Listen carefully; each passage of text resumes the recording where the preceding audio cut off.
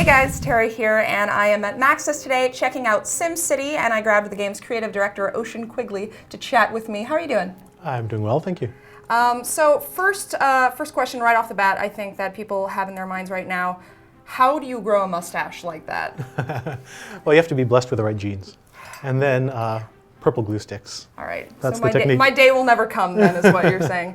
So I just got probably a good 3 hours of hands-on time with the game. One of the things that I immediately noticed upon playing is just the sheer level of detail. Exactly how much detail are we going to be able to see and notice in this game? So first off, the thing that's important about this is that you want to be able to zoom all the way out and see the entire city, and then zoom all the way down to ground level and still see stuff there. And so the real trick is making a system that gives you stuff to look at across that entire zoom range.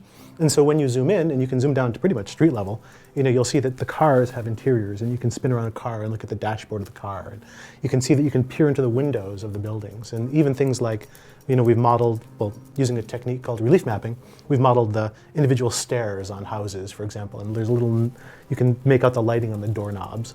So we've built detail down to the closest zoom level that you're going to get to. Let's talk about this tilt shift for a second. What made you guys decide to go that route? So a bunch of things. Partially, it's just, I think, a really delightful aesthetic. I like the way that it played into kind of the emotions of SimCity. I like the way that, like, if you look at those tilt shift videos, there's a few things going on that are exciting from my perspective. One of them is that they make the city feel like something you can reach into and manipulate. Another thing that I like about those tilt shift videos is that they play with time. So in the tilt shift videos, stuff is really sped up. You see boats bob by, you see cars zip by. And SimCity plays with time a lot too.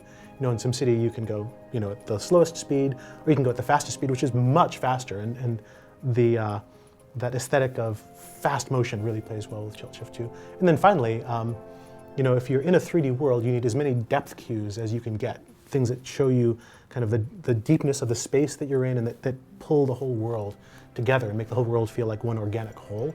And there's a bunch of post-processing effects that we're doing, like color grading, vignetting, ambient occlusion. But one of the biggies is that tilt shift technique. It sort of makes all the things in the world feel like they belong to each other.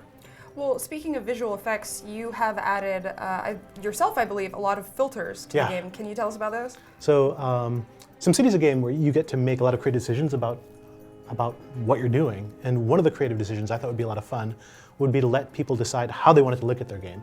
So we were looking at all these sort of color grading options that people do in movies. So if you think of movies like, Oh, Brother, Where Art Thou? Everything's kind of tobacco stained and bleached. And if you look at movies like Amelie, everything's kind of vivid reds and greens. Any Michael Bay movie you can think of is teal and orange. And also made a bunch of these filters that optimize the game for colorblind people. So that if you have a hard time seeing, say, the difference between green and yellow, these are filters that will spread those apart and make them visible to you. Are there any other ways that people will be able to personalize their cities and really make them their own? Right. So in SimCity, historically, all your cities wind up having to do the same sorts of things. With this new SimCity, we wanted to make it so that your cities, since they live in a region with other cities, could specialize and do distinct things. You could make a city that's just a pure education city, that's got universities and colleges and schools, and that educates the people in the region. Or make another city that's just taking in the garbage of everybody else. Or make another city that's mining for coal and then sending it down the road. So one of the things that the SimCity is about is the way that you can tell distinct and differentiated stories about your cities, and the ways that you can make your cities distinct from everybody else's city. What is your take on the addition of multiplayer to this one? Is that something that you personally really wanted to add?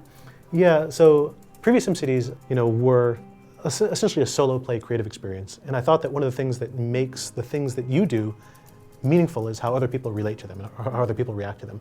So you can imagine if you've got a bunch of photographs and you never show anybody else, or if you've got a book that you write and you never publish it or tell anybody else what you're doing, then it's not really fully expressed. It's not all it could be.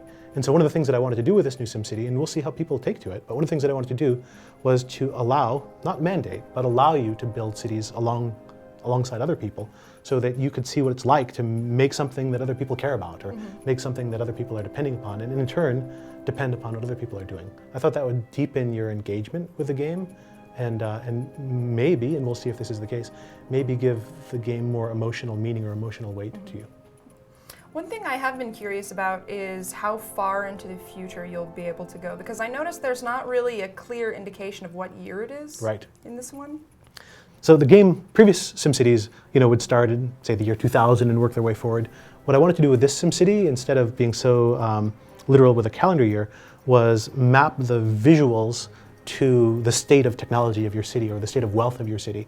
So that if you have a high-tech, highly educated industrial city, for example, you'll wind up with all these really gleaming, futuristic-looking factories, with lots of neon blue all over the place. And that if you start to lose it, if your education level goes down and you can't hold it all together, then those factories will start to fail because they can't get an educated population, and they'll start to be replaced with more brown brick factories until eventually you've got something that looks more like it's from, steam-powered mills of, the 19th century. It's kind of interesting because you look at this landscape in front of you and you think it's a city, but what it really is it's a UI that's telling you what the simulation is doing. And as art director and creative director on the project, my job is to make it so that everything that you see means something. It's mapped to game significance. It's mapped to what the simulation is doing. And one of the powerful ways to do that, I thought, was by showing you different tech levels as relating to kind of old-fashioned buildings or modern buildings or futuristic buildings. Definitely. One thing I am curious about is if you guys plan on having any kind of post-launch content. For example, like you have, maybe 6 city specializations right now. Yeah. Do you plan on adding more of those somewhere down the line? So the simulation is componentized and modular. We've built this simulation out of parts. Previous SimCities were much more monolithic, where once we defined it, we couldn't really change it very much. This SimCity is much more kind of like a bunch of blocks that all snap together in various ways. So it's possible for us to extend the simulation by adding additional buildings that do different things.